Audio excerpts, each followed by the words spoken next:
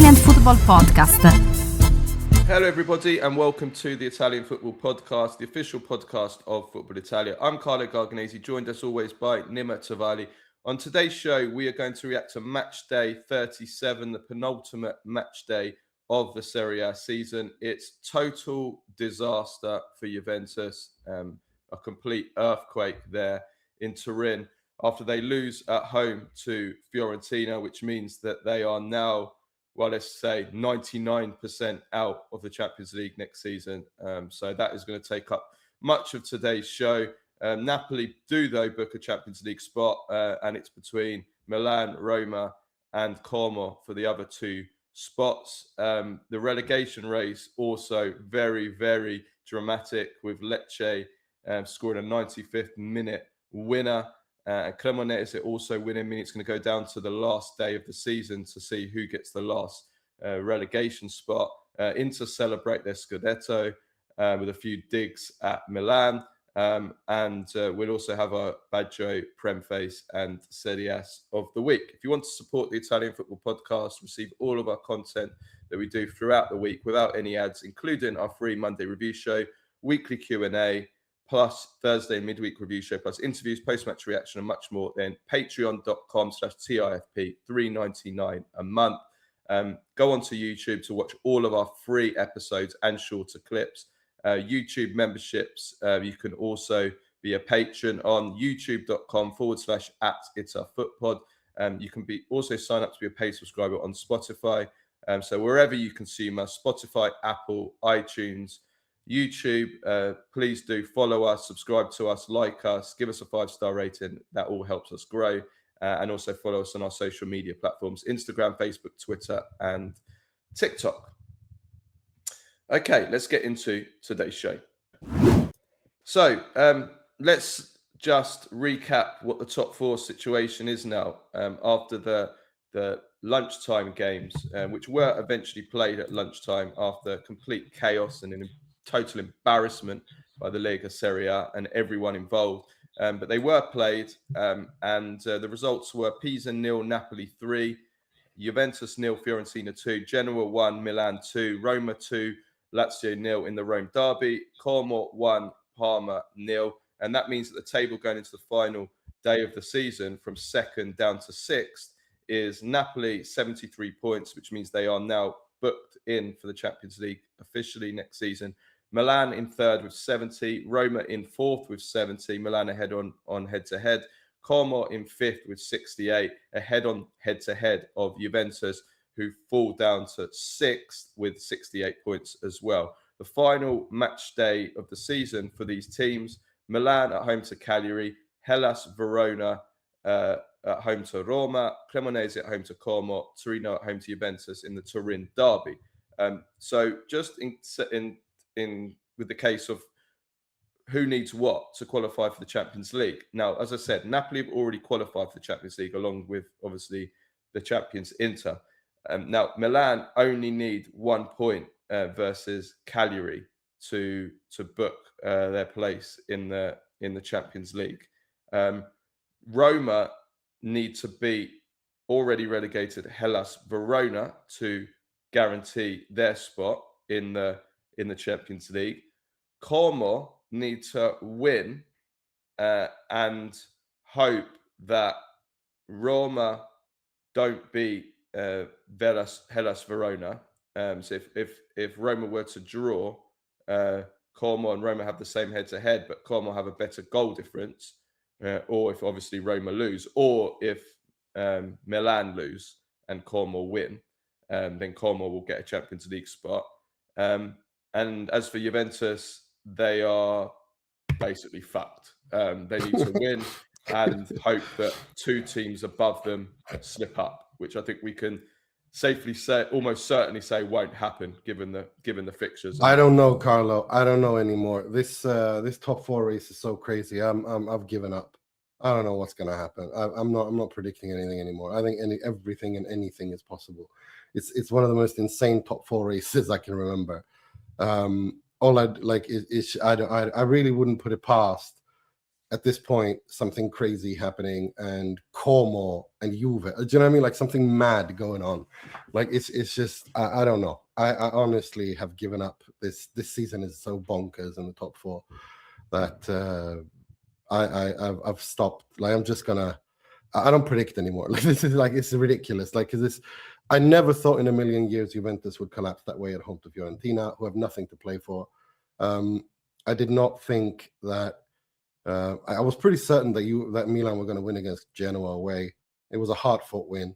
I was pretty certain that Como were going to win their 2 games. Fairly certain that Roma were going to win. I just did not expect Juventus to fall down like that. Really didn't. Yeah, well, let's talk about Juventus because they're now 99% out of the Champions League after that loss to Fiorentina.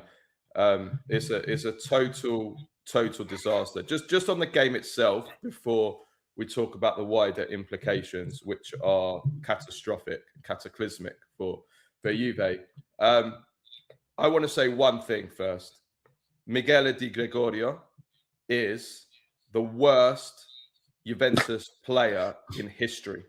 No, come on. In history. In history. Well, for certain, the worst season by a Juventus player in history.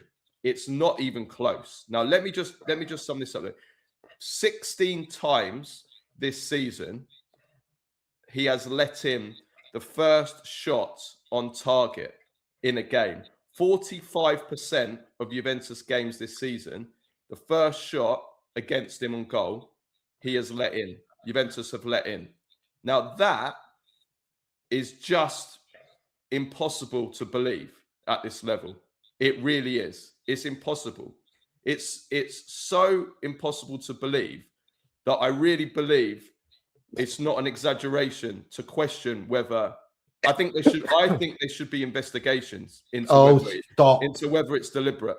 Because a goalkeeper seriously cannot be bad. If you go through every goal he let in, including the Sheridan goal, which is honestly, if an under 10s goalkeeper let that in, you'd tell him goalkeeping is don't be a goalkeeper, but go do something else. It's a joke, and it's. I mean, I know it's a joke, but the joke about him being an interagent, you're not surprised why these things come out because obviously I know it's a joke, but he was an Inter fan. He hated Juventus as a kid, which we know. We've seen the statements. He said that Handanovic was better than Buffon. Like it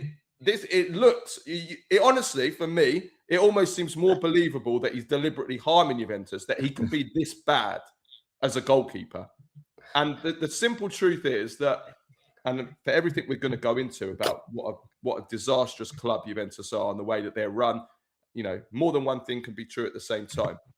There is no doubt whatsoever Juventus would not only be in the Champions League next season, but they would be comfortably in the Champions League by at least 5 to 10 points if they didn't have Miguel Di Gregorio in goal. That is how many points he has cost Juventus. And not only cost Juventus, but sometimes you try and rely on your goalkeeper to win you points.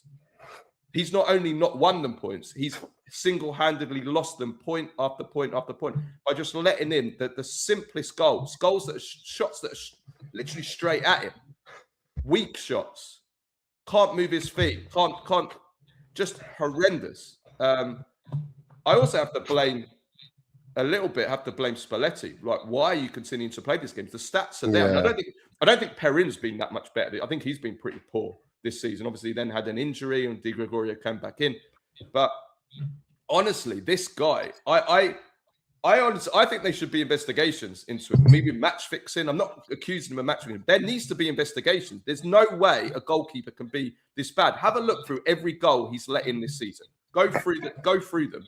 And then when you see these stats, honestly, it's disgraceful. It's funny that Handanovic is his idol because Inter fans watching this will feel that, well, you've reached your idol because that's exactly how Handanovic behaved in the last 3-4 seasons he was at Inter. Every single first shot went into goal.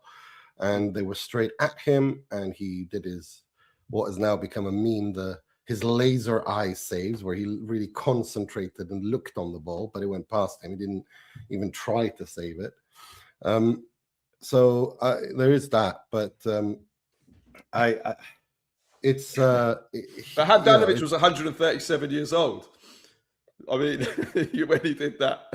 But honestly, I mean, it's unbelievable how bad. And the same thing in this game. I mean, Fiorentina. But I think you can turn it. You can also turn it around, Carlo. Like honestly, like leaving jokes aside, I think you can turn it around and say that Juventus this season have, especially since Spalletti took over, have created more than enough in games where they've drawn or even lost to win those games. But they've not had the killer instinct up front. They don't have goals from midfield, and I think it's just as much that has caused that Juventus, if they miss the Champions League, that's also the cause of it. I don't think we can just blame Di Gregorio. Or no, we haven't. And I think I've said this season, there's Juventus. I think I said it last week or the week before when they drew at home to Hellas Verona, and I said Juventus, it's been rinse and repeat all season. It's been very simplistic. Juventus have dominated games, or conceded very little. Again, in this game, they conceded virtually no chances in this game. Have a look at the XG. It's like 0.4 or 0.5, and Juventus's was close to 2. Even in a game where Juventus didn't actually were quite predictable going forward in this game, unlike some of the other ones. And it's been two things. One, Juventus have let the first shot in goal every game because they've got a shit goalkeeper, and two, they've had no number 9. All of the season, I would say. I don't even think Vlahovic is up to it either. They haven't had somebody to put the ball in the back of the net. And also, they don't have anyone that can shoot and finish. Yildiz has gone 2 months without scoring, the supposed superstar and golden boy. Where's he? He hasn't been there when they've needed him. They've needed him now, and he failed. I said that last week. He's going to be a great player, but he's failed Juventus this season when they need him. He's not been ready. He's not been ready to shoulder that responsibility at Juve, but he's not been ready. We all kind of expected him that this season he would be ready to fully be able to carry Juve, and he's not been able to do that. That we can. I do feel though, again, two things or more than one thing true at the same time, because we're going to talk about the bigger picture of Juventus and how badly the club is run. Now, all these things are true, but Juventus, it does feel like you said, it feels that Juventus have been under Spalletti, because they were awful under Tudor. Under Spalletti, it does feel like this season has just been a cursed season for Juventus. They deserve to be in the Champions League. There's no doubt about it. If you have a look at the underlying stats, you have a look at how many chances they create, how many chances they concede, expected points. I think they're actually second on expected points this season. There's been so many games where they've deserved to win and lost and drawn, where they've just done miss after miss. They've had disallowed goals. I think the referees as well, some referee decisions, they've lost a lot of points through bad refereeing calls this season. Even in this game, McKennie's goal, as all the referees have said afterwards, that was a good goal that equalised. Not the Vlahovic. Vlahovic one was offside. The McKennie one was a good goal. There's not enough of a touch for that goal to be disallowed. Like every single there's so many games this season where the referees have given Juventus bad calls. All of this is true at the same time. But at the end of the day, I think in terms of personnel-wise, if Juventus had at least an average goalkeeper and not, as I said, the worst Juventus goalkeeper in history, the worst Juventus player in history in terms of the detriment of his actions, if that's terrible English, and certainly the worst season by a Juventus player in history. No doubt about that. You can't find me a Juventus player in history that has been worse than Di Gregorio in terms of the negative impact that he has had on his team. The stats are there. 16 times this season, first shot and goal let in. The majority of those shots that Stevie Wonder could save. It's that bad. You could stick Stevie Wonder in goal and he would have saved more than Di Gregorio would have saved this season. Yeah, even shaking his head. So I mean, children of the world. Yeah.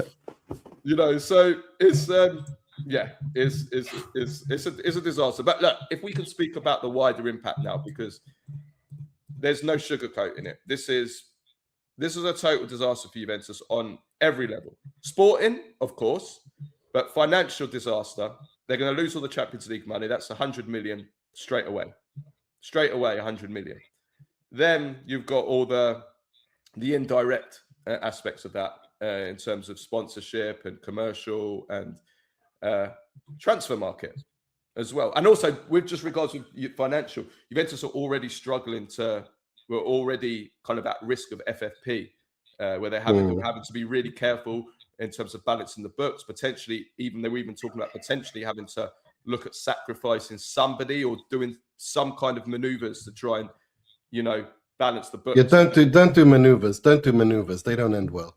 We don't need another scandal. No more maneuvers. No more writing contracts on cocktail napkins. No more rewriting things like that. No, just swallow the bitter pill. Stop kicking the can down the line.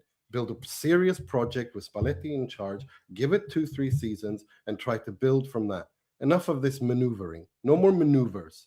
Having had enough of maneuvers, the Cristiano Ronaldo maneuver where Marotta left, that led after COVID to the implosion financially. I mean, no more maneuvers. Just deal with reality. Okay. Build the 3-year project with Spalletti. Don't live beyond your means and just try to build something. Well, in terms of the transfer market, it means the plans to sign Bernardo Silva and Alisson. And I understood, I've been waiting to say this. I understood that Bernardo Silva was very, very good chances, quite advanced chances of that happening. Forget about it. No Champions League. You really think so? That's over.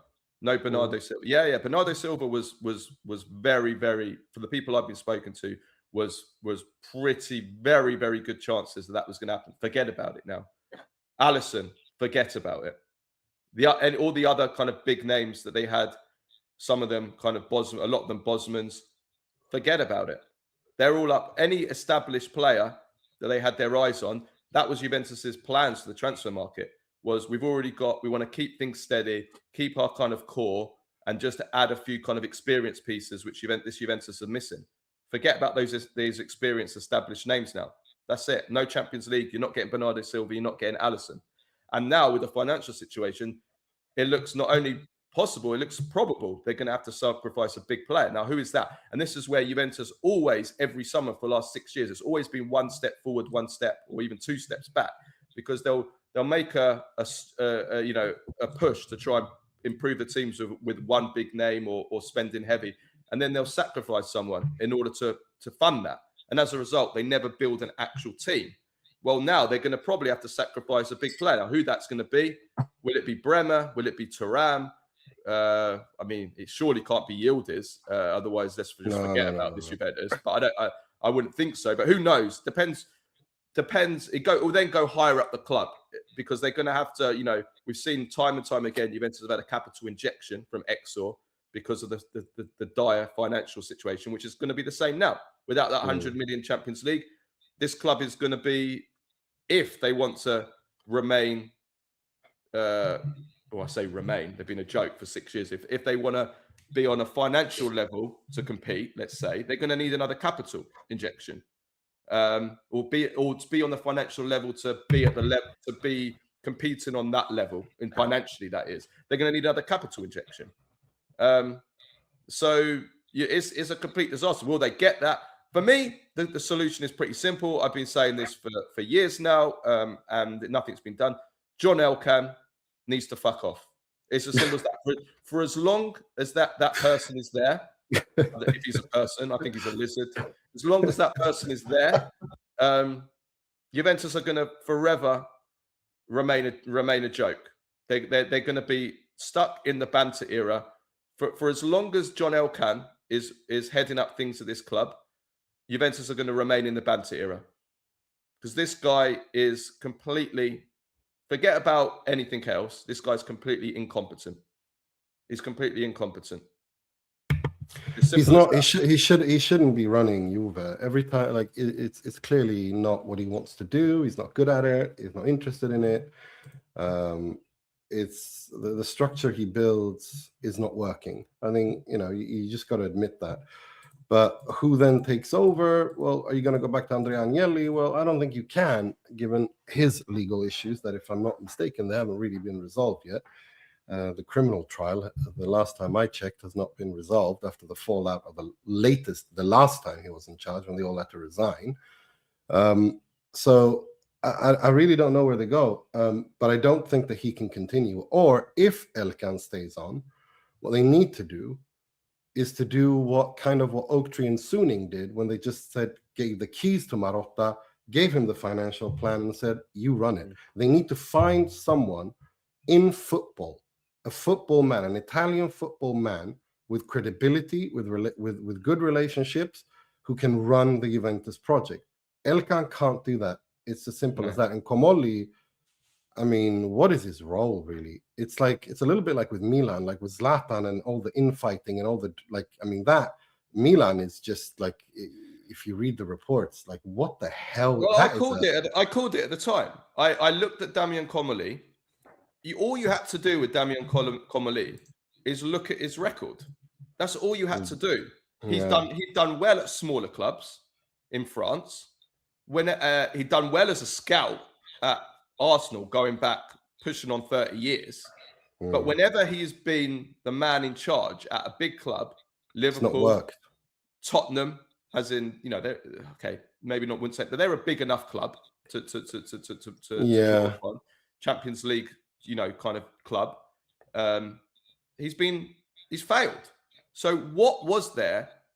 What were they basing that appointment on? Again, the buck stops with Elkan making the wrong appointments. This guy, Damian Comolli, every time someone comes in, people get excited. Juventus fans get excited. The access journalists, Juventus try and build him up. I said it straight. Look at his record, and have a look at look at the players that he signed for Juventus. It's a downright disaster. The money spent on Jonathan David, on Openda. I mean, that alone. Yeah, the Openda. And now they failed to get in the Champions League. And some people will say, well, he's only 1 year into the project and blah, blah. No. This is a disaster. There's no discussion. There's no discussion about that. There's no saving grace here at all. They failed. We can't pretend that they haven't failed. Like, that would be dishonest. We can't sit here and pretend that this is anything else than what it is. And that is, it's a failure. It's as simple as that. Like, we can't pretend. It's as simple as that. The whole setup at Juventus in every department, the lack of synergy, as I've been saying for years, it's still there. The lack of synergy from the top, how between the top and the every department, there's no connection at all. Every department's doing their own thing, and it's just a complete mess. And it goes down again to this creator lab, because I was speaking to someone at the game with the press yesterday, and he said, unfortunately, they were with a bunch of creators, content creators, and he said it was just when you're there. I've never been with the press at Juventus, but I could see it for myself. Speaking to people, I think we could all see it. He goes, this is not a way to run a serious football club. He goes, Juventus, before the game, during the game, after the game, there were like 100 influencers from this content creator lab. They were all there getting content, getting access to the players, selfies, doing videos. He goes, after the game, Yildiz, and I think there was a photo of him devastated on the bench. After the game, Yildiz was having to do all this social media content with all these influencer losers, and there's so much, like, so many influencers, so many of these fucking idiots from the content creator lab, these extra kind of activations that the players have to do, cameras capturing social content. Just fucking, these players should be focused on playing football, training, winning their football games, not doing all this fucking content creator lab shit, most of which, 99% of which, is fucking brain rot.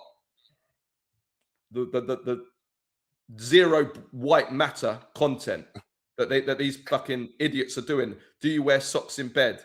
How many marbles are in the jar? Which animal? Can you guess the name of this animal? Like, what is this shit?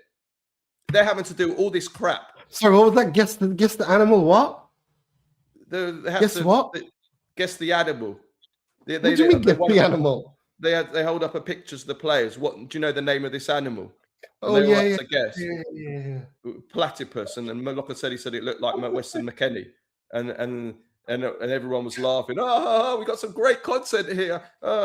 You know, and it's just like this is now. Some people think this is no connection, right? Oh my god! People need to I realize. love when you go full on boomer. Like I'm sorry, I love this. it's not boomer. It's full on winner, because losers do this shit. This is why Juventus are in. This is a microcosm. In fact, it's not a microcosm. I actually think it's very important, because a professional football club will not have players doing all this social media content creator lab. This content creator lab should be shut down. It should be shut down. And I'm gonna say it straight. I don't care anymore. I honestly don't care anymore. I don't care who I upset, right? Every influencer in the Juventus content creator lab, every single one of them, every single one of you, I'm looking at the camera now, you are responsible for Juventus being in the banter era that they are. Every single one of you. And those of you you're taking it too far. You can't blame them for every single one. I blame them as well, yeah.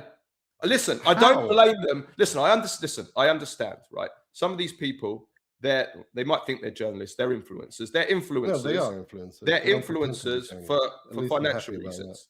They're influencers for financial reasons. Everyone has to do a job and make money, put food on the table for their families, for themselves, pay the bills. I understand that. And many of these influencers will be taking this job because they need money. I totally understand that. It's a job for them. Okay. So I'm not blaming them for doing a job in order to get paid. I'm not blaming them for that. I'm saying that them doing this job is having a negative effect on Juventus as a football club. Okay. Very negative effect on Juventus, and they've played a part. Them being part of it has played a role in Juventus being in the banter era they are. This should not be anything. This shouldn't be part of Juventus. I understand that, you know, clubs have their in-house media house. The Premier League teams, Manchester City have one. Manchester City have an outstanding one. But have a look at how they do it. They don't do all this fucking creator lab influencer shit that you know, PSG do it. A lot of top clubs do it. They do their own stuff. Arsenal do it. Although maybe I shouldn't cite Arsenal given one of their guys that's there. But, you know, it's professional stuff. The players can concentrate on their football, be professionals, and then they will find the right time to do some of this stuff. They'll have the right people working for the club, not just they just find some guy with 600,000 or 1 million followers, often nothing to do with football. Come along to Juventus, come and take some selfies with the players, post it on your thing, play a game with them, put it out there, you know, and that's which is the way Juventus do it. Yeah. But it's a microcosm of how badly Juventus has been run. This is not a serious club. It's not a club that's organized, structured. It's every no, it isn't. That's every true. department. Every department's doing their own thing, including this creator lab, because this should not go on around football matches. It shouldn't. The only thing I would say, the only thing that absolutely must stay is Luciano Spalletti, because I think he's done really well. And I think he's been really unlucky. I feel bad for him.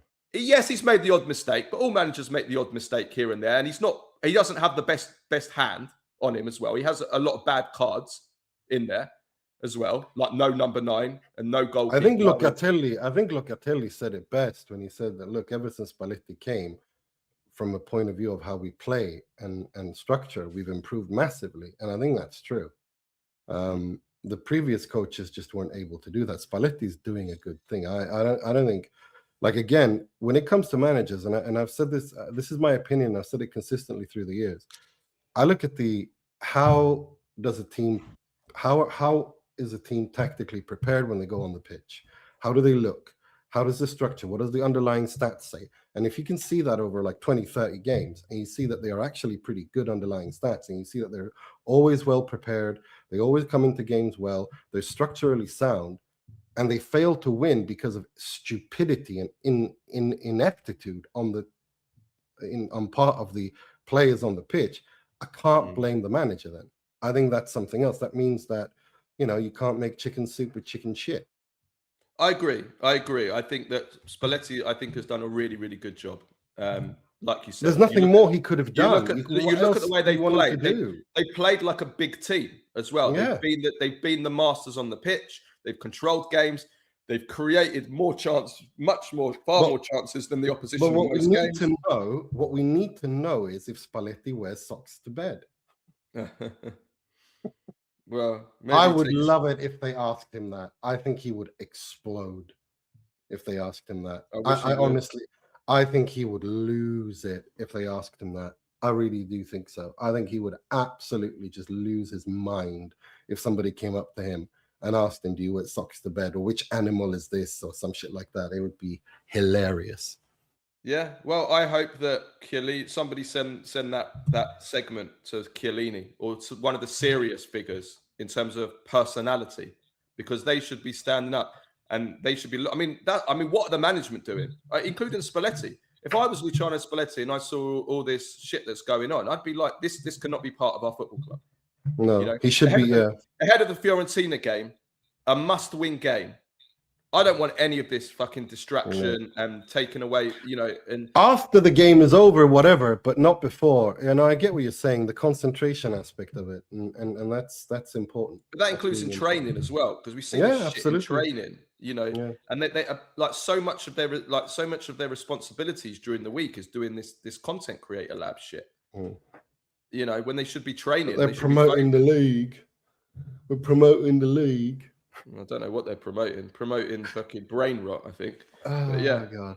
But anyway, listen, Fiorentina, the first goal was a goalkeeper error, but the second goal was brilliant from Mandragora. So I have to give you have to give a shout out to Mandragora. It was a fantastic goal. And he's a player that always seems to score outstanding goals. Like it's no fluke. This guy, how many amazing goals has he scored over the last year or two?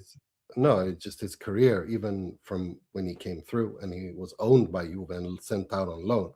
He can shoot. He has a fantastic shooting technique, and he scores. He's one of those players on my bingo card who I always, I love Mandragora. I think he's absolutely brilliant. Not good enough to play at one of the top 4 big clubs, but he's definitely a wonderful player for the just outside of the big clubs. I think I love his technique. I love the way he ties midfields together, his shooting, his awareness, his passing. He's a moments player, isn't he?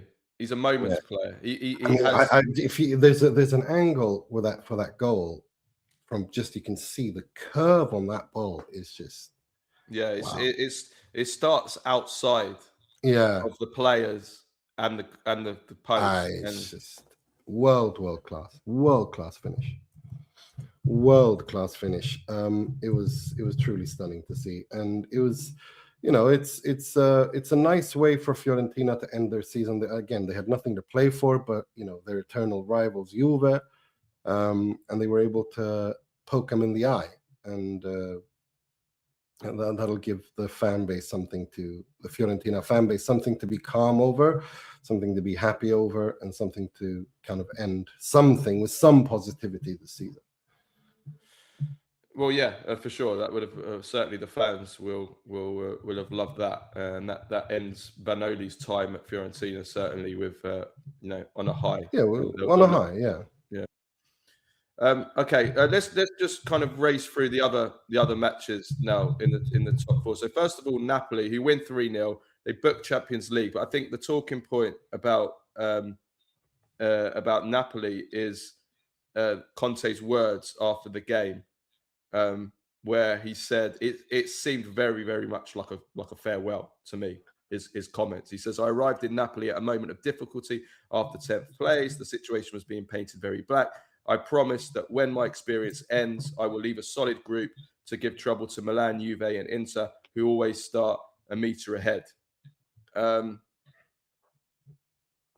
Yeah, it does sound it sounds like he's laying the groundwork for a goodbye and basically throwing the ball over to ADL and saying, "Look." Yeah, he also said this about the ADL. Just to come in. My future at Napoli President De Laurentiis has known my thoughts well for a month already. So it looks like a potential farewell, but then Conte does. The only thing that I would say on potentially him staying is that Conte does say this sometimes when he's trying to push the club and the president to give him what he wants in the summer market. Yeah. Doesn't mean he will stay. It might mean that actually they don't give him what he wants and then he leaves anyway. So I wouldn't say it's 100. The Italian media generally seem to be in consensus that this is a farewell from Conte. I wouldn't go that far, but I think it does seem to look like that potentially could be the case. I agree, and I think he's laying the groundwork for being able for a smooth exit, which is kind of not like him. Like the fact that if he leaves Napoli in the most that his exit from Napoli with De Laurentiis of all people is the most smooth exit he's ever had in his career is hilarious, because you'd think that would end up in an explosion where everyone just nukes everything. But no, it seems like it's actually being done very smoothly. He's basically said, I don't want to leave, but if I don't get what I want, I should leave because it's a waste of everyone's time. The ball is in De Laurentiis' court. De Laurentiis has to make a decision. Does he continue with the Conte project? And if he does, he has to give him what he wants. And if he doesn't, then they just shake hands and thank for this time, which has been very good for Napoli. It's a Scudetto, a Super Coppa, a second place finish. And it's basically reestablished Napoli as a top club in the Serie A, and a team that wins trophies. And it's been successful, even if this year was not as good as you could have hoped for. But still, at the end of the day, you look at the results, you can't really have too many complaints.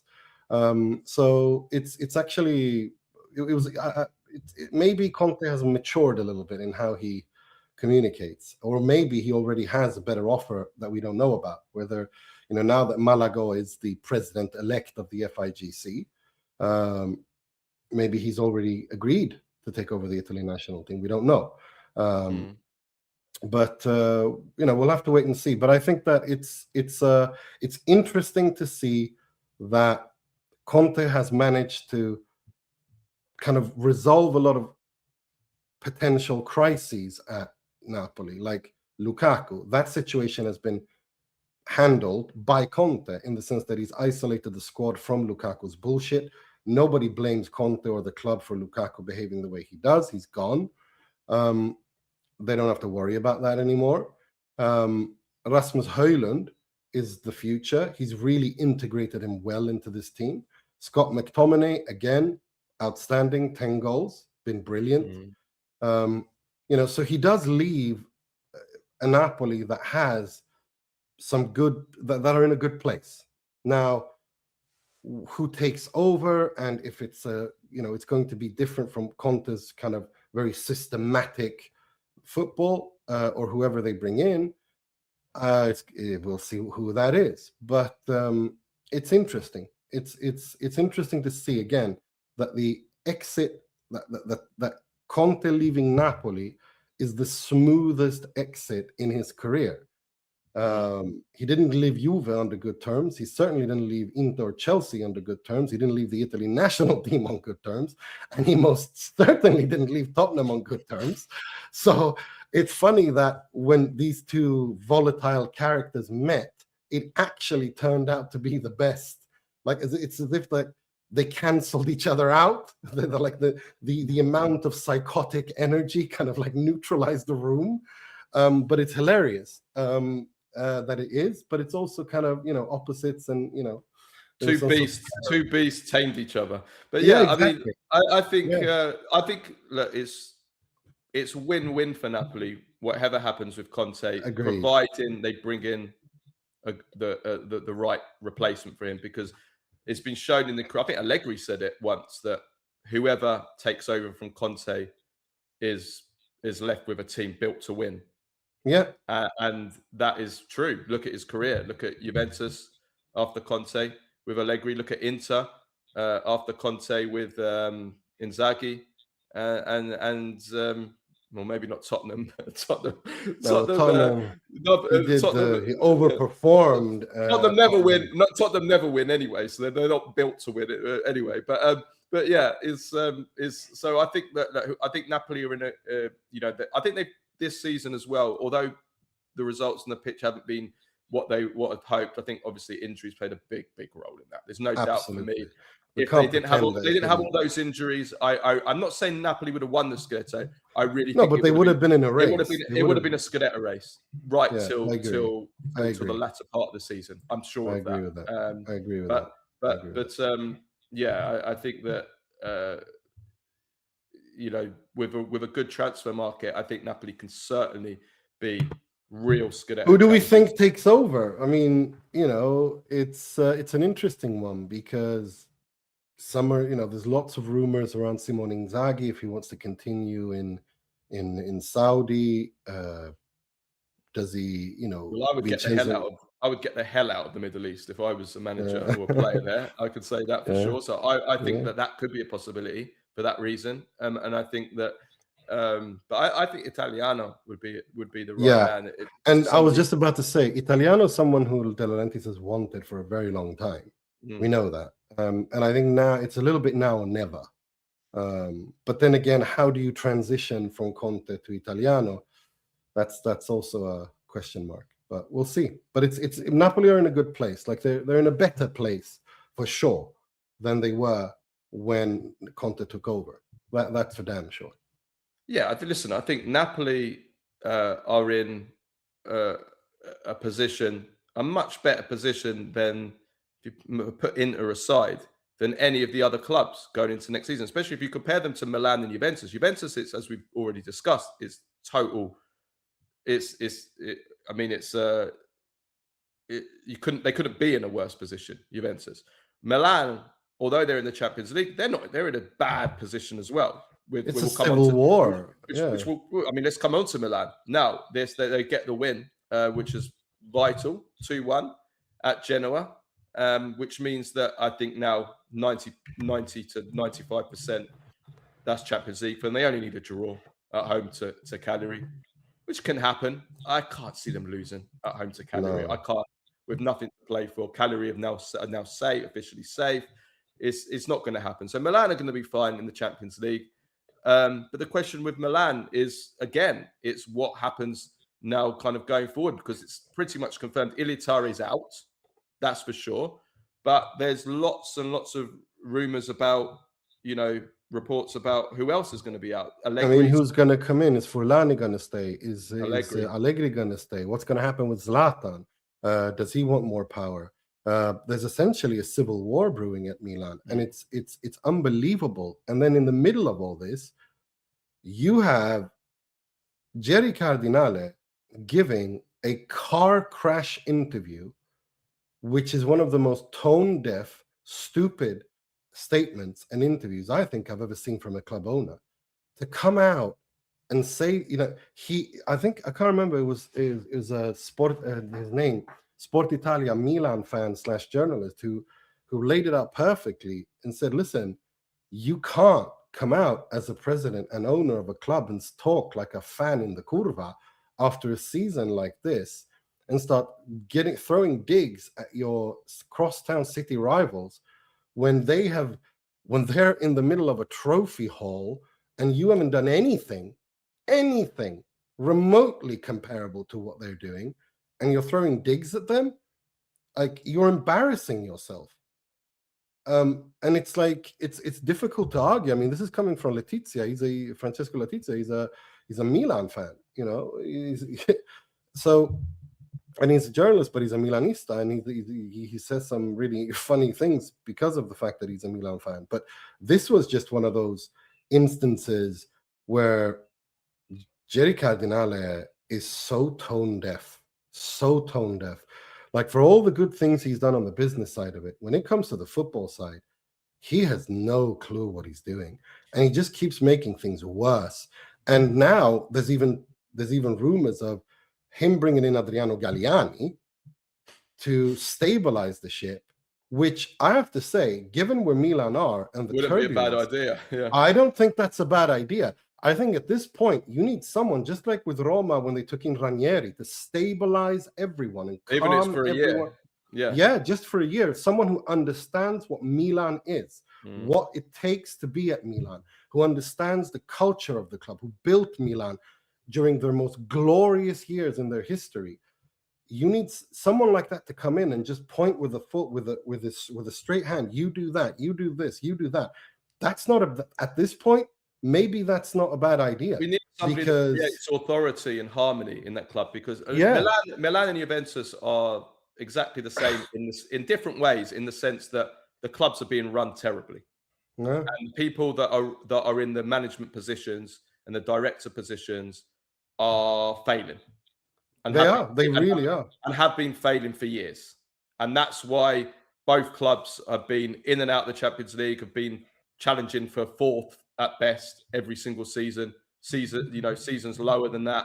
And if you look at the transfer window, Milan spend money on the transfer window. The problem is that they don't buy players that the coaches want, or they buy players that aren't good enough to be at Milan.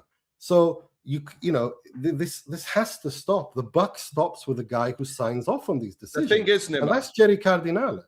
The thing is, Nima, it's not just there's not just problems with a civil war within the management. Within Cardinale, Furlani, Atare obviously is gone. He's definitely gonna go. Zlatan and Allegri. It's not just those five figures where there's problems.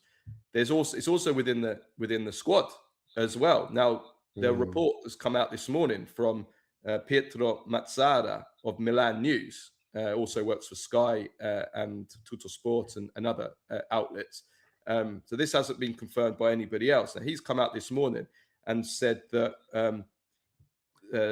Cardinale is very unhappy with Zlatan, because Zlatan leaked to the following players: Rafael Leao, Pulisic, Tomori, Loftus-Cheek, and Fofana, that Allegri does not count on them for next season. Allegri wants. That is insane. Wants all those players out. Now, this had been agreed already, or Allegri had made his feelings clear to Cardinale that this is kind of what he wants to happen for next season. Which, to be honest, if we see how things have gone for all of those players, maybe not so much Tomori, but the other ones, especially Leao and Pulisic in the second half of the season, you can see that there's probably truth to that, because Leao and Pulisic's form has been horrendous for several months now. But this was obviously going to be shared at the end of the season with the players. This was going to be relayed, not before the last two games, or the last game when you haven't even secured Champions League football. Yeah. It's insane what's going on. Like all of these reports that are coming out of Milan, it's Milan has turned into some sort of a reality show now. Yeah. And it's embarrassing. It's absolutely embarrassing. And it's unworthy of Milan. It's like we call Juventus the Italian Man United, but actually this is kind of Man United stuff. This is the kind of stuff that's been coming out of Man United for years, with players and civil war, and players arguing with players, and managers hating certain players, and all this kind of stuff. And it's it's unworthy of Milan. I 110% understand Milan fans who are just fed up with the entire thing, many of whom have told me that they're not going to go and watch Milan play because they want to hit them in the pocketbook to show how discontented they are, how unhappy they are with the situation. And I can't blame them. This is not, it's one thing to not finish, to not challenge for a Scudetto, or that, all these things. But it's another thing when it's just a complete shit show where everyone is at each other's throats fighting for power. There's no strong man who sits down the direction for the entire project. It's just people backstabbing each other, things coming out in the media, being leaked left, right, and center. Players, I think we both said I never thought Zlatan is the material to be in the position he is. Somebody with that much of an opinion and that much of an ego and that much of being a kind of an individualist, I never which saw. he has been his entire career, and it's Yeah, like I don't think you can't be that in a director's role. well, I mean, And they got rid of Maldini for precisely this reason, because they said that Maldini was too much of an individualist, and at Milan we're a team. Well, yeah. now you've got someone who's Zlatan, who does not have the understanding and the pizzazz and the importance of Maldini in Italian football, because he has Maldini, the way that Maldini built Milan together with Massara and so on, the way that they structured it was outstanding, and they were actually pretty good, all things considered.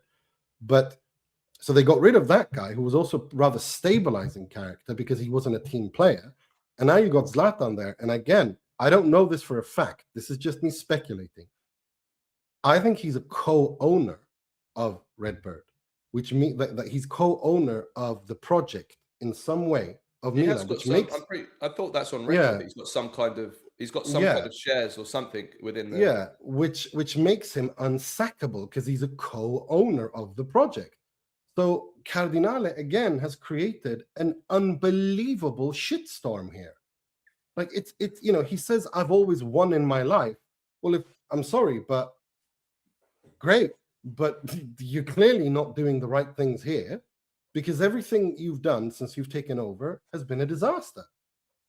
You completely uprooted and destabilized everything that was. Well, Maldini was supposed to be an individualist, but Maldini never caused problems within the training. Well, that's what I'm saying. That's what I'm saying. Zlatan, I think, and I actually feel sympathy for Allegri. I think if you're the manager, you can't have some kind of figure like Zlatan coming in the changing room, speaking to players, giving them advice in the way that Zlatan does. Like, he's too overbearing and too interfering. And for me, as a manager, that would piss me off. Not because I think a manager should be a dictator in the sense that but Allegri and Zlatan have not always gotten along either. Like, even during his playing career, there was lots of reports of Zlatan and Allegri going clinching and not working together. That famous game I just don't think in the Champions League. Yeah, that famous game in the Champions League against Arsenal. Milan won 4-0 and lost 3-0, and Zlatan lost it in the dressing room. I mean, there's lots of this history there as well. And again, in order to make this work, you need to have a Galliani there, or someone like Marotta, someone who can decide, who can overrule everyone with the authority that everyone respects. And Milan don't have that. And Jerry Cardinale, this is a mess of his own making, and I just think it's astonishing. Yeah. Okay, the incompetence is astonishing. Well, it is. So that's quite common in Italian football. Roma Lazio, the derby. Roma win 2-0, which was massive for the Champions League. It looks like Roma are now going to get that Champions League spot. They only need to beat Hellas Verona, already relegated in the final day of the season. This was quite a boisterous game, wasn't it? A red card each. Of course, Mancini was involved. Rome derby. Yeah. No, instead Mancini was the hero with 2 set pieces, 2 headers. He was really good in this game. And again, he's, lest we forget, Mancini came through at Atalanta under Gasperini. This is the right manager for him, and he's getting the best out of him. And no, Roma, tip of the hat to them. I did not think they were going to be able to pull this off, and they have. And Gasperini has overperformed, and finishing in the top 4 is a lifesaver for Roma because of the financial problems they have. This allows them to build, and I want to say this now. Given the state of the Serie A, if they are able to strengthen properly, and given where we are in the Serie A overall, Roma dark horse for Scudetto next season. Not an impossibility, not at all. I don't think so, but ask me again at the end of the Mercato. I can't see it. I'm not saying they're going to win the Scudetto. They're not favourites, but I'm saying if they give him a proper Mercato, if they actually buy the players that he needs, and they keep the problem is they have to make a sacrifice, don't they, because of this stupid end of June FFP shit. Well, I think the fact that they're in the Champions League kind of helps them. Might help them a lot. Yeah, I mean, it's 100 million euros, and I do too, because it's unfair on Roma, and we want to keep our good help our good teams. It's like they're playing with a handicap going into every single mercato because of this bullshit. You know. No, and if they're able to qualify for the Champions League, which seems very, very close now, it allows them to buy players. I mean, there's talk of Joshua Zirkzee, who under Gasperini would just tactically would be unbelievable. There's talk of Alay Begovic. Pjanic, his agent, is really pushing him to Roma. It's an outstanding. I mean, the Gasperini would just imagine what Gasperini can do with him. Just looking at the player, looking at the tactics, like they would actually have the firepower that they've been missing. And with Dybala leaving, frees up a lot of wage room and lots of other things like that. No, Roma are in a I'm tip of the hat. I wouldn't, like I said, I'm not saying they're favorites to win the Scudetto by any stretch of the imagination. But if they have a good mercato and they go into next season with everything that he's put in place this season, can anyone seriously tell me that they can honestly discount Roma to be in a Scudetto race? No, they can't. Not with what we know with Gasperini, not what we know with how he improves players, and also with the direction that the Serie A is moving, in the sense that attack is now the best defense. For the first time in many, many years, Inter, the champions, don't have the best defense. We're moving towards a Serie A that is much more where attacking is actually rewarded, where goals are rewarded more than having a stable defense. So it's definitely looking interesting for Roma. And as for Lazio, I mean, been a bit of a doubt. Well, very much a downer of a week after being dominated in the Coppa Italia final, and then the whole, which I mean, we'll talk about it in Serie ASS of the week. The whole scandal with the TV. It is a scandal. TV with the games, what time the games were being played, the scheduling scandal, complete scandal. I know Sarri didn't even want to turn up to this game. He's pissed off. Part of me wishes he hadn't turned off. I think that turned up. That would have been that would have made sent a real message. It would, but Lotito would never, given the politics of it, would never do that, would never allow that, because that means that he would burn his bridges with the powers that be in the Serie A, and he's too smart to do that, especially as power hungry. Fuck Lotito, be your own man and do it. Sorry, I think in the end he was convinced to turn up, but no, but it's been a horrible season for Lazio. And where do Lazio go from here?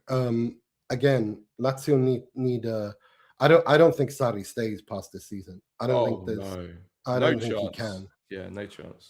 It'll take a lot to convince him to stay. And I really feel for Lazio fans, who this has just been a complete mess all year round, and it's not going to end. They have had enough of Lotito's bullshit, and Lotito will not leave. So I don't know where you go from here. I really don't. It really is like people are in like they've dug their heels in. It's going to take a mercato out of the blue, something crazy in the mercato, both in terms of who the next coach is and what players they bring in, and if they can make that coach happy and all that stuff in order to try to win some of the fans back over. I don't think it's possible, but we'll see. Yeah. Okay. Como Parma, 1-0 for Como, dominated the game, deservedly won. And they're still in there with a chance. But again, I think Fabregas' comments off the pitch were the most interesting aspect of this game, where he hit back at critics who said that Como spend all this money. And he said, I'll show you the 15 players who play the most, how much they cost and how much we've spent. I think he has a point, Fabregas, in the sense that, yes, you can have money, but as Juventus and Milan have shown, look how they've spent their money. Look how they've blown their money and wasted it. Then look at Como and look at how systematically, and there's always been a plan towards it. They've bought players for the certain type of football, a certain type of system, to be a certain age where they can grow and develop. And then if they have to sell them on, they can sell them on at a profit. Like, there's a plan behind everything. And that's what I agree with Fabregas. Obviously, there's the Italian angle, which we've discussed many times. But I kind of agree with Fabregas in that aspect. I understand his point, but the fact of the matter remains that they have spent that money. And yes, they haven't lavishly spent high wages and this, that, and the other with big names and so on. But no, they spent it wisely, but they have still spent that money. And whether or not they survive UEFA's rules, we'll have to wait and see, because now they're in Europe and everything changes a little bit. So we'll see. But I just have to say, Baturina's free kick hitting the post was just insane. Like, that was, I don't know if you saw that. It was. I like Baturina a lot. I like him a Yeah. lot. They've got lots of really wonderful young Italian players. But it's good. I think not overall, Italian, sorry, not Italian players, young non-Italian players, I should say. No, but what I do like about Como is that they're going to the Europa League. I think they're going to do well in the Europa League, and it's going to be an experience. I think Fabregas stays for sure now. I think it's going to be the first season where he's both in the Serie A and in Europe, and he's going to have to, development for him, showing that he can play in 3 different competitions and compete, playing 3 times a week. It's a good step. He's managing his career really well. I think next season perhaps could be the last season where he's there. Who knows? But I think he'll definitely stay, and I'm happy that he will. It gives him continuity. And I think for sure we can say that Como next season is definitely going to be a candidate for the top 4. Oh, for the top. I mean, they've been a candidate for the top 4 this season. Yeah, so I know. I think that's certain. That's absolutely certain. In fact, I would probably right now. Well, let's see who stays, who goes. Paz looks like he's probably going to go now. Yeah. But let's see what they do in the mercato. The beauty of having a style of play that Fabregas has is that you're not reliant on one player, like maybe certain other teams might be. Like, you take out such a big name star player out of a Juventus or a Milan, certainly Milan under Allegri, then you're absolutely reliant on that player. Even Inter, we saw them without Lautaro kind of start to struggle for a while, didn't we? Even though it was only a short period. So I think that with a style of play like Fabregas' style, you take out. Obviously, they'll suffer without Paz, but I think that they can get over that. Right.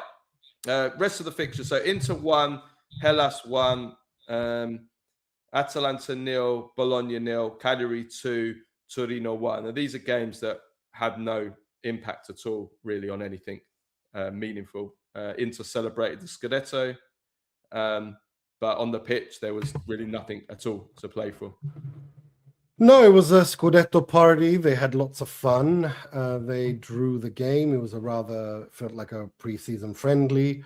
Inter, Kivu and Inter paid homage to Darmian, Acerbi, Mkhitaryan, Sommer, De Vrij. We don't know what's going to happen with them. It was a kind of a changing of the guards. It was nice to see. And it was a lovely day for Inter fans. They had the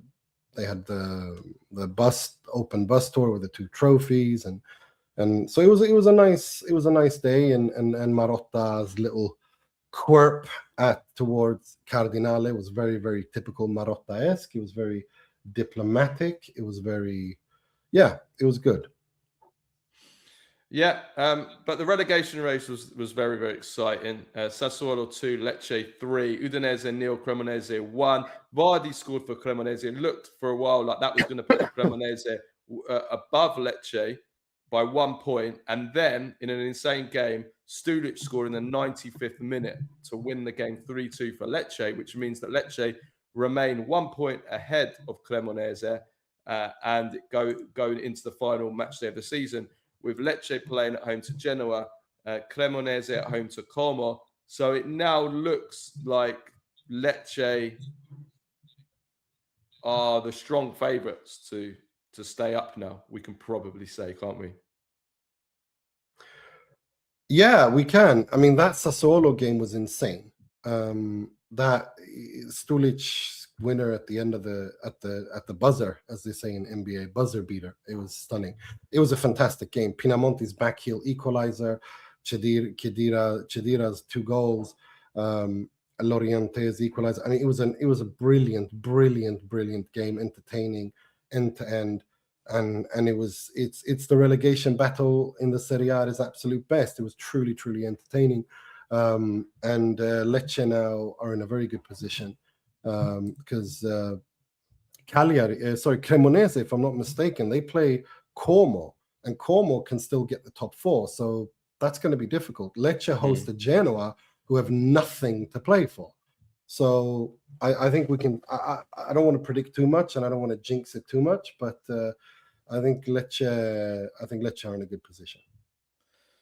Yeah, I think so too. I have to give a shout out to Jamie Vardy though, because he really has stepped it up. This is what I'm talking about, like almost kind of what I'm saying with Yildiz. This is when you want your champions and your star player to come out and, you know, drag your team. And he's done that in the last 2 match days and it might not be enough now, unfortunately, for Cremonese. But I mean, he really has, Gianpaolo said as well, like this guy is a champion. And given his age, I think he's 39 now. Yeah, absolutely fantastic. Right, Baggio, Premface, and Serie ASS of the week. So Baggio, I mean, what we got? Nima, I've got a few. I've got the goals. Mandragora's goals. What's his name for Torino? Obrador, what's his name? Yeah. Obrador. What a way to score your first goal in the Serie A. Yikes. Pinamonti's backheel finish. Now, we saw lots of beautiful goals this weekend. Yeah. Premface of the week. Do you have any? No, I don't. I haven't seen that much. Okay, not football related, but I think the two ladies at the Tommy Robinson match having a shit in the middle of London. I can't stop laughing. I just can't stop laughing at that. Like, nothing screams patriotism as much as defecating on the streets. I mean, it's just I just laugh. I just laugh. Yeah, it was quite amusing. The other one was whenever I see that and they were dressed in like all these Union Jack clothes as well. It just reminds me of the stereotype of, you know, every World Cup or European Championships of English football fans abroad taking a shit and piss everywhere, throwing chairs. Yeah. I just laughed. Well, do you remember when it was Italia 90? And the Italians feared the English fans so much. Well, there's a lot of reasons for that. We've seen in the past 10 years or so. So many incidents. Of course, Heysel being the number one, the tragedy, but also Italy hosted Euro 1980 when the English caused really widespread damage in Italy. The English fans, including in one of the games, I think it was the Belgium game, if I'm not mistaken, where they started fights in the crowd during the middle of the match, and the game had to be stopped for a long time. So they were just smashing up the stands. But yeah, so they were so. It reminds me of when Ricky Gervais, I think in his special Animals, one of his earliest comedy specials, he says, if you're English and you go abroad, if they don't understand what you're saying, you speak louder. If they still don't understand, you smash the place up, secure in the knowledge that you've tried your best. They certainly do a lot. They certainly do a lot of smashing up. So anyway, for Italian 90, the Italian organisers were, back when Italy used to actually be a bit more organised than they are now, they were so scared of the English that they just put all their games in Sardinia. So they thought, on an island. Let's get them off the mainland. On an island. They can't go anywhere. They're caged in there. And that's why England played their games in contain them. Sardinia. Poor Sardinians. Yeah. Okay, right. Serie ASS of the week. I have. Well, first of all, look, we have to talk about the Lega Serie A, the fixture scheduling. That is the back and forth, and then the arguing between the local authorities in Rome because of the fact that they didn't understand that there was an ATP Masters final that had been scheduled a year in advance to be played next to the Stadio Olimpico, and of course because of which we saw midweek as well during the Coppa Italia final. When flares and fireworks went off, they had to stop the tennis matches because of the fog from the fireworks. I mean, this is such a shit show. How are they so bad at this? It's embarrassing. How are they so bad at this? Like, oh God, my head. And then just to go to the games itself, they wanted to play. The reason why they played it at noon, I mean, or they wanted to play all the games at once, right? Because they wanted to in because of fairness and teams that have something to play for having to play at the same time, which I think is a noble reason. But the faffing about with early in the morning, 12 o'clock, and the tennis final, and then they can't do that. And then the Rome, they wanted to play it on a Monday. The official decision was only made the day before? Yeah, and this is a Rome derby. I mean, there's many reasons why organising a game that late is a disaster. TV, ticketing. Well, the people travelling, for heaven's sake. But one thing that hasn't been pointed out is preparing for a football match. The players, training, how you train, how that has a big impact. Now, obviously, of course it does. It's the same for everyone. So I'm not going to use this as an excuse for why Juventus lost. But I'm saying that any single team that's preparing for that game, all of those teams playing for that game, how do you prepare? You have to change your whole schedule, So, Juventus can very rightly say, well, we weren't prepared as well as we should have been because we didn't know when we were playing until the day before, So that is unacceptable for that reason as well. That such a big, the Serie A never gives Champions up on an opportunity to embarrass itself on an international stage, and it's one of those things where you can bet your mortgage on it. How do we make it? It's the same thing last season when Inter had the Champions League semi-final and the Pope died, and it's just it's embarrassing. I mean, what is it? Is this Sunday league football where is the game on? Is it off? Literally Sunday league. Is the ice? Is there ice on the pitch? Is the pitch frozen? Is it waterlogged? Is it waterlogged? Let's wait until an hour before kickoff. It's like that basically. I mean, it is there's no hope. There's no hope for us. And then you've got also before that. I mean, you're talking about car crash interviews that you said about Cardinale. Now, Cardinale's one is not even the biggest car crash interview of the week. The biggest car crash interview of the week is Luigi Di Servo, who's the CEO of Serie A, who said before the Coppa Italia final, the Coppa Italia final is at the same level as the Champions League final. This is the CEO of Serie A saying this. What hope do we don't have any hope. This is why after Italy failed to qualify for the World Cup for a third time in a row, I did my famous fuck off podcast where I told them all to fuck off. And that's why they all need to fuck off. Every single one of them. Single one. Including Di Servo. There's no hope. No. We've got no hope.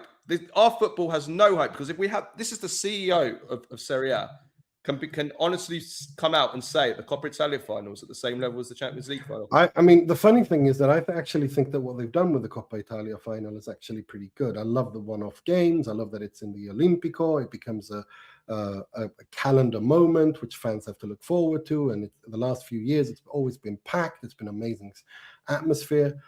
But for the love of God, when you can put it. There was no reason why they couldn't put it after the Masters final of the tennis. This is not difficult. It's not difficult. These things aren't difficult. Well, you've had like you said, a whole year to know that the final, there's going to be matches played, at this time as well. And there's going to be logistical issues to get to the Olimpico, and all this, and then because then you have the local authorities who don't want to have chaos when they're trying to host events safely for people visiting, and for them, they want safety first. And who can blame the local municipality to want safety first, right? And they want logistics of people being able to get to and from the stadiums like this is not. It's just yeah. Well, I was more picking up on his comments you know, about him actually equating all of it. the quality of the Coppa Italia. Yeah, but the delusion by people. But this is the guy in charge of growing Serie A. So if he thinks that basically what he's saying is Serie A, everything is great. Everything is Calcio is back. Yeah, that's basically what he's saying. It's brilliant. It's amazing. Everything we're doing great. Everything's fine. That's basically what he's saying. So what? How can you have any hope of growing and reforming the league, improving the league, if your CEO already thinks it's as good as the Champions League? Well, everything is fantastic. What are you complaining? Stopping Debbie Downer. I mean, what was the name of that Iraqi? What was the name of that Iraqi general? Well, they called him Baghdad Bob. I don't. Where basically America had taken over the whole city. Everything is fine. And he was saying, "Oh, we're going to finish them off. We're going to finish them off soon." Like, you know, it's just like, that's Baghdad Bob. That's the Siervo, right? And finally, I'm sorry. So Juventus is content creator lab again. This was sent in by our friend Rames Youssef, and also Adriano Rizzo again, the Premface hunter. Rizzo, he right. So they both set this in actually at exactly the same time as well, which was quite amusing. I did, like the same minute they set this in, which was so funny. So it was their latest video of. So, I mean, this is what I'm talking about, man. So it's the Juventus players. There's a table in front of them, and they all have a book. And what they do is there's a square, sort of like written on the table, right? And they're at the top of the table. The square is at the end of the table, and they have to slide the book down the table and try and get it in the area of where the square is. So it's a bit like, I don't know, like curling. Like what two-year-olds do when they try to put the right shape into the right, like, is that the level here? Is that the intellectual level here? Almost. Of toddler trying to get the right shape into the right hole. Yeah. So they're sliding the table. They're sliding the book. They're sliding the book down the table, trying to get it into the area of where it is. That's it. That's what they do. I mean, I know football players are generally, the stereotype is that they're not the brightest bunch in the world. They're not the brightest bulbs, but this is like toddler level of IQ test now. This is the meaning. This is the shit. This is the shit that the Juventus players were filming in the days before the Fiorentina game, a game which they needed to win to qualify for the Champions League, a game which they've now lost, and now they're in financial and sporting meltdown. 100 million lost because the club think it's a good idea to get players to slide the book down the table rather than actually train. Oh dear, I love how this triggers you. I really do. But we'll see what happens. I mean, you could still get more triggered. By this time next week, we could know if Allegri's left Milan and taken over the Italian national team job. Now that Malaga is in charge of the FIGC. Yeah. I mean, that would finish you off, wouldn't it? That would finish you off. That would literally finish you off. That's the final nail in the coffin. That is. Yeah. Okay. Right. Let's leave it at that. So we'll have Q&A coming this week. And also, I'm trying to set up I'm going to try and set up an interview as well, but I can't 100% guarantee that. So we'll wait and see what comes of that. And then we have the final weekend of the season, which is it on Sunday? I think so. Yeah, on Sunday. So obviously we'll have a reaction to that as well. Yeah. Okay. All right, guys. Thanks for watching and listening. We'll see you next time. Ciao, ciao.